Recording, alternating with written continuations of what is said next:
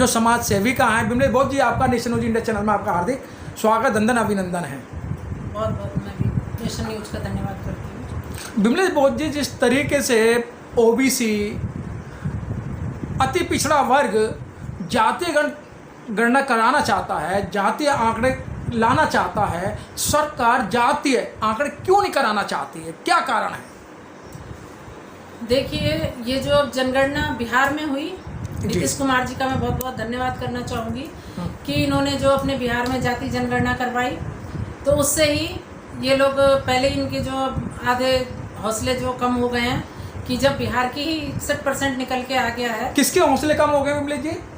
BJP सरकार जो आई हुई है, हाँ। तो उसके जो ये हौसले खुद ब खुद आधे हो गए हैं जी। जो कहते थे कि भी हमारा पूरा सब फिर से जो मोदी सरकार ही आएगी या जो भी है, जो अच्छा काम करेगा हम तो उसका स्वागत करते हैं, ठीक है। लेकिन जो सर्व समाज का नहीं सोचेगा उसका स्वागत कैसे हो सकता है?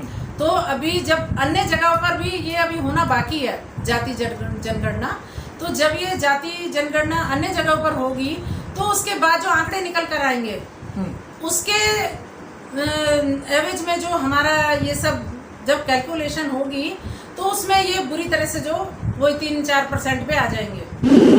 राम जी ने भी कि जितने जिसकी हिस्सेदारी भागीदारी उतनी उसकी हिस्सेदारी, तो ये आंकड़े जब निकल के आएंगे तो वो सब दूध का दूध पानी का पानी हो जाएगा। तो उसका हमें बस थोड़ा सा इंतजार करना है और उसके बाद में खुद ब खुद समाज भी देखेगा, सरकार भी देखेगी।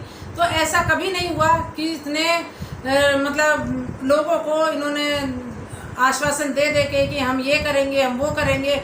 आज युवाओं की वो दशा हो गई है कि उनको कहीं पर भी रोजगार नहीं मिल रहे हैं, तो आज वो अपना घर भी नहीं बसा पा रहे हैं, उनकी शादियां नहीं हो रही हैं, उनको कोई जो माँ बाप तक भी पूछ नहीं रहे हैं कि भाई वो कैसे अपने माता पिता की सेवा करें।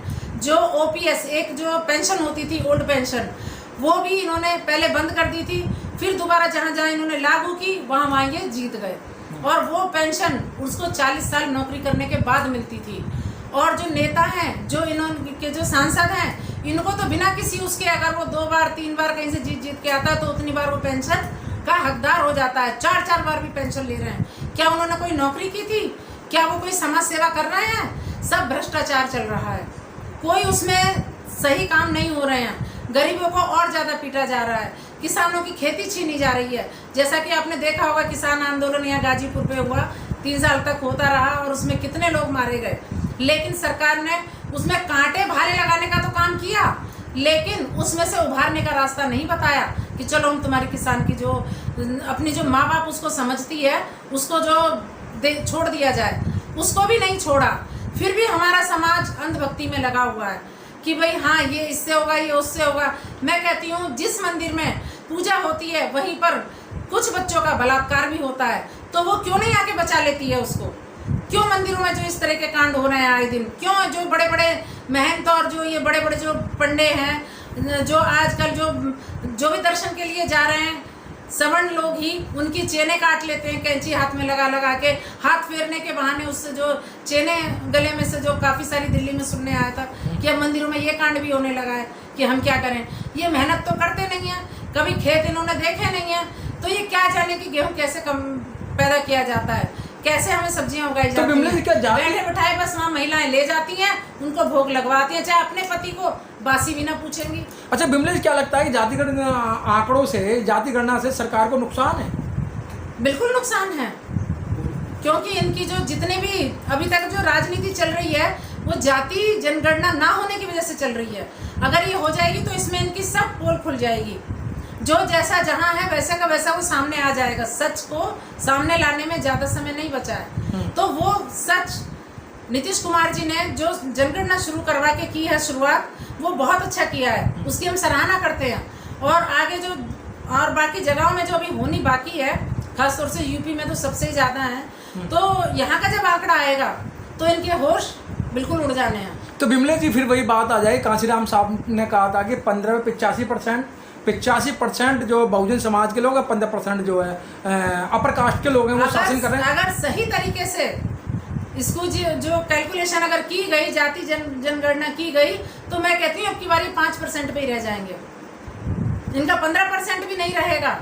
क्योंकि जनसंख्या इतनी ज्यादा बढ़ी हुई है, SC ST OBC को ये कुछ नहीं समझ रहे। सिर्फ चंद लोग हैं, सवर्ण लोग, जो इसको हवा बनाए हुए हैं कि भूत आया भूत आया भूत आया, या शेर आया ऐसे करके डराने का काम, कि बच्चों को भूत के बहाने डरा देते हैं, बड़ों को शेर के बहाने डरा देते हैं।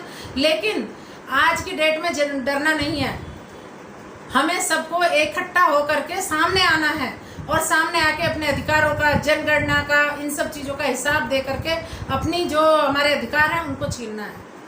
हमें अपने अधिकार ऐसे ही नहीं लुटने देने हैं, क्योंकि आगे आने वाली पीढ़ी को आप क्या दिखाओगे। अभी तक हमें जो संविधान के द्वारा अधिकार मिले थे, उससे पहले कोई अधिकार नहीं थे। तो जो अधिकार हमें मिले, यानी कि जो बाबा साहब ने, डॉक्टर भीमराव अंबेडकर जी ने पेड़ लगाए थे, उनके फल हम आज दिन तक खाते आए। लेकिन ये सरकार आई, किसने पेड़ ही काट दिए जड़ से, कि ना पेड़ रहेंगे ना कोई फल खाएगा। हमारे सारे आरक्षणों में, जो नौकरियों में सब जगह थे, वो सब इन्होंने हटा दिए। तो अब हमें नए वृक्ष लगाने होंगे और उसके लिए हमें लड़ना होगा।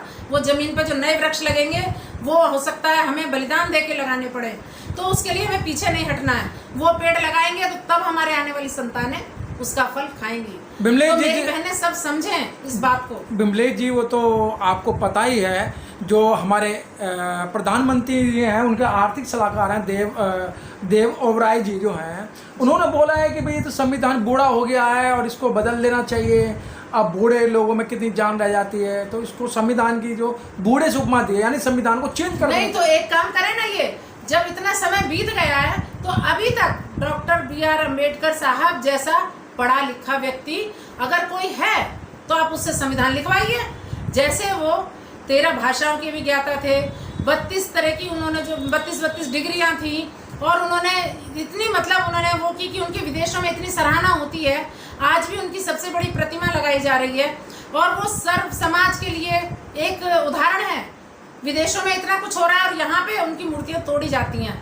शर्म करेंगी महिलाएं, जितनी भी महिलाएं हैं, सर्व समाज की महिलाएं, उन्हीं के द्वारा आज जो अधिकार पा रही हैं, जो सारी पढ़ रही हैं, लिख रही हैं, जो नेता नगरी में आगे आ रही हैं, जो पैंट शर्ट पहन रही हैं, जो मॉलों में घूम रही हैं, वो सब संविधान की देन है।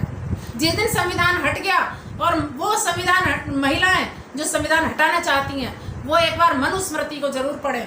मनुस्मृति पढ़ लेंगी तो इनके बाप दादाओं के सबके जो चिट्ठे खुल के सामने आ जाएंगे कि क्या क्या लिखा हुआ है उसमें ये 7 तालों के अंदर बंद हो जाएंगी। जो भी आज़ादी है ना, वो सब खत्म हो जाएगी। एक FIR तक नहीं करवा पाएंगी, ये अपने जुल्म सहने होंगे इन्हें, फिर से ये वहीं की वहीं आ जाएंगी। जरा एक बार मनुस्मृति जरूर पढ़ना, चाहे नेट पे पढ़िए, गूगल पे आप सर्च करेंगे, आपके सामने आ जाएगी निकल के। उसमें पढ़ें और तब उसके बाद बताएं, और फिर संविधान को पढ़ें, देखें कि उसमें क्या है और इसमें क्या है।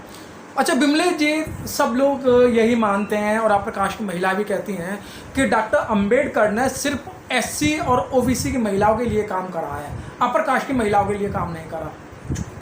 नहीं, जो भी ये महिलाएं कहती हैं ना, वो जरा बताएं, सामने आए कि किसके लिए अधिकार नहीं दिया है, किसको संपत्ति में अधिकार नहीं मिला है, पति की में, किसको बच्चों के लिए अधिकार नहीं मिले, किसको घर नहीं मिला है।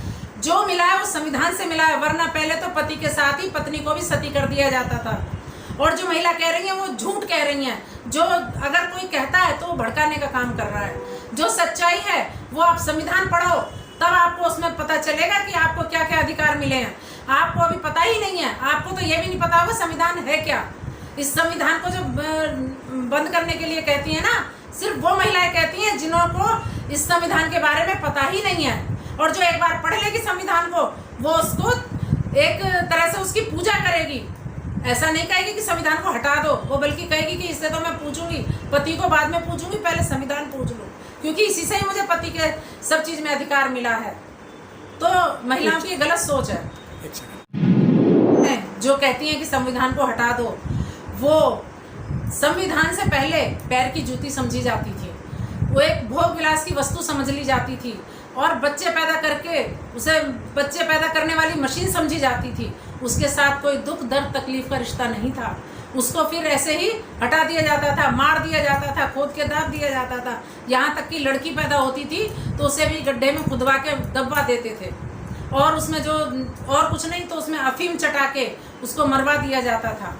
और जो पहला बच्चा होता था, उससे पहले SC ST OBC में, उसको जो पहले बच्चे को ये ब्राह्मण लोग गंगा में बहवा देते थे, या उसको बलि चढ़वा देते थे कि तू इसकी बलि देगा तब तेरे को जो कोई अधिक तेरे घर में बरकत होगी। और तो और उसको अगर बच्चा पैदा हो गया, उसके संतान नहीं हो रही थी और संतान हो गई, तो उस बच्चे के पिता को पहाड़ी से कूद के मरने का वो बहनों से कि संविधान पढ़े, उसमें सभी सर्व समाज की महिलाएं यानी कि सभी समाज की महिलाओं को उन्होंने इक्वल रखा है। जबकि हमारे माननीय मोदी साहब जी ने 33% जो आरक्षण दिया है वो केवल वो सवर्ण जाति की महिलाओं को दिया है। SC ST OBC छोड़ दी बिल्कुल। तो बताइए ये संविधान में जो अगर संविधान के जरिए चलते तो कम से कम 50% तो आरक्षण महिलाओं को देते, क्योंकि स्त्री पुरुष बराबर दिए हैं संविधान में।